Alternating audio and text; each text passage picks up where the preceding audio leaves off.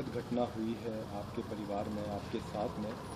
सर्वप्रथम तो उस पर किसी का रिएक्शन आया है, वहाँ से पंजाब से कुछ लोग आरोप प्रत्यारोप लगा रहे हैं। क्या पूरी घटना है सर ये, और क्या पूरा इसका है? देखिए, वो आरोप प्रत्यारोप मेरे लिए वो मैटर नहीं करते। वो मेरे जहन के कहीं बहुत पीछे हैं। किसी बाप के लिए एक जवान औलाद, अकेला उनका बेटा हो, वो कुदरत उसे छीन ले, इससे बड़ा कोई गम नहीं होता। अगर आप बाप है, कोई भी बाप है, आप उससे पूछें, बहुत से लोग इस सदमे से गुजरे होंगे। तो ये सारे आरोप प्रत्यारोप ये मेरे लिए कोई खास अहमियत नहीं रखते। मेरे लिए सबसे बड़ा गम, दुख जिंदगी भर जो मेरे साथ रहेगा, मेरा साथ नहीं छोड़ सकता। मेरी एक औलाद थी, वो चली गई, वो अल्लाह को प्यारी हो गई। मैं उसी गम में मुब्तला हूँ। मैं 6 दिन से, मैंने परसों रात तक किसी की कॉल नहीं ले रहा था। मैं कल ये जो हरकत हुई सारी, उसके बाद मैंने अपने अंदर का जो बाप था उसको सुला दिया कि बाप को फिर जगा लूँगा। पहले मैं जो ये नीची सोच, छोटी घटिया हरकतों वाले लोग हैं, इनका मुकाबला करूं। मैंने अपने अंदर का सोल्जर जता दिया, क्योंकि बेसिकली मैं soldier, I have been a soldier all my life. तो अब मेरे अंदर का सोल्जर बोल रहा है। कल से मेरे 6 बजे से शुरू होता हूँ, 11 बजे तक ऐसे ही मेरे मुंह के सामने लगे होते हैं। देखिए, औलाद ऐसी चीज़ है, कोई भी बाप हो, सारे आप में से बाप हैं। बच्चा कितनी भी गलती करे, हम पर्दा डालते हैं ना, हम सब पर्दा डालते हैं। घर में बैठ के उसको जो मर्जी समझाएं, पर दुनिया की नज़रों में पर्दा डालते हैं। हमारे लिए वो इतना आसान नहीं होता।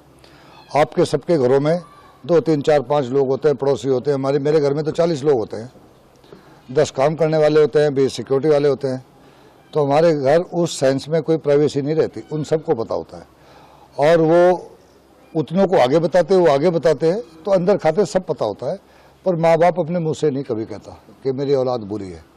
अब ये एक बहुत दुखदायी और दुर्भाग्यपूर्ण बात हुई। कुछ लोगों ने इस पर घटिया सियासत करने की बात की, तो इसलिए मेरे अंदर का सिपाही निकल के आया। मैं उनका मुकाबला करूंगा, मैं उनकी परवाह नहीं करता। मुझे ना कोई डर है, ना मुझे कोई भय है, ना मुझे कोई शर्मिंदगी है।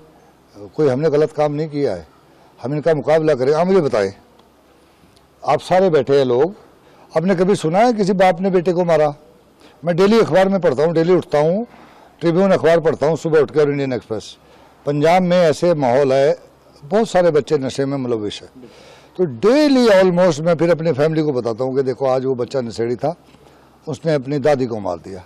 पैसे मांगते नशे के लिए, माँ बाप चाहते हमारा बच्चा नशों से निकले, पैसे से मना करते हैं।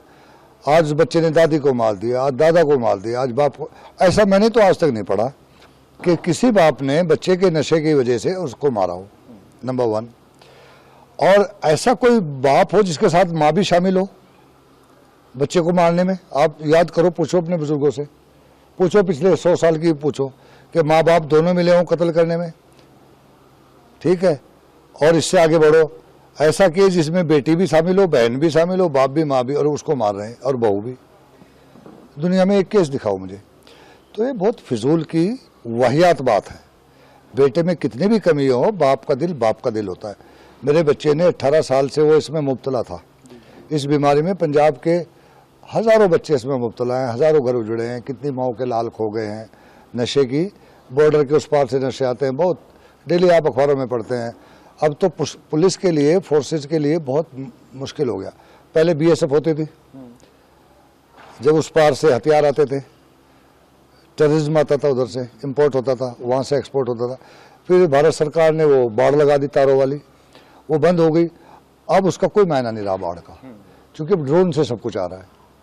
और ड्रोन की इतनी रेंज है, पुलिस की लिमिटेशंस है।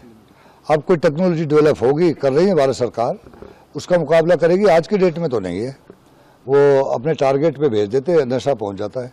मैं भी इसका चीफ रहा हूँ, STF का, जो नशों के खिलाफ लड़ती है पंजाब में। उस वक्त ये ड्रोन वाला सिस्टम नहीं था, तो हमारे पास अगर कभी 100 ग्राम हीरोइन रिकवर कर लेते थे तो बड़ी खबर बनती थी। आज daily 10 kilo, 20 kilo, 50 kilo, 100 kilo आती है, ये रूटीन बन गया। तो जब तक सप्लाई चोक नहीं होगी, सप्लाई चोक करना बहुत मुश्किल काम है। उस तरफ से आती है, फिर दिल्ली की तरफ से भी आती है। तो पंजाब पिस रहा है इस बीमारी में, बहुत घर उजड़ रहे हैं इसमें। मैं भी इसी बीमारी का शिकार हूँ, और मैं आज से नहीं 18 साल से हूँ। बीच में बहुत सारा पीरियड आया, बच्चा निकल जाता था, उसका इलाज करते थे, समझाते थे, फिर रिलैप्स कर जाता था।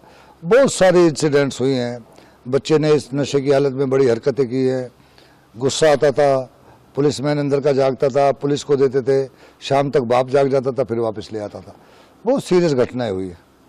तो मैं उन बदकिस्मत बाप में से हूँ कि आज मैं इस स्थिति से गुजर रहा हूँ कि उधर बेटे का गम है और उधर दूसरी तरफ इन जाहिलों का मुझे जवाब देना पड़ रहा है। अगर मैं इनका आज तक मैं पर्दा डालता आया अपने बच्चे के गलतियों पे, आज मैं सारी दुनिया को कोई चैनल ही नहीं बची जो मेरे पास नहीं आई हो कल से। कोई चैनल नहीं बची, रीजनल हो, नेशनल हो, everybody has approached me and I opened my heart. जो सच है मैं लोगों को गर्मियों की छुट्टी होने वाली थी, मेरे पापा आने वाले थे, तो हम लोग सभी खुश थे। तो मैं एक बेड पे चढ़ के डांस कर रहे थे, डांस कर रहा था, लेकिन वो पहले ही आ गए। फ्रीज। तो मैं उस समय तो कंटिन्यू नहीं कर सकता था ना, तो फ्रीज फ्रेम टाइप का हो गया। कसम पैदा कर